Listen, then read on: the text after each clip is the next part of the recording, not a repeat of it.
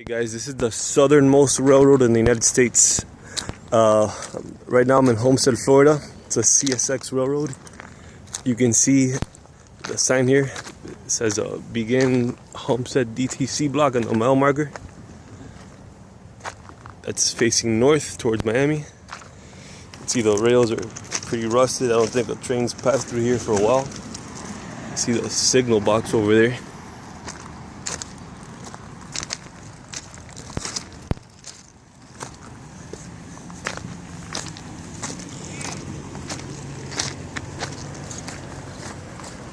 See the railroad crossing, that's 312th Street there, Southwest 312th Street.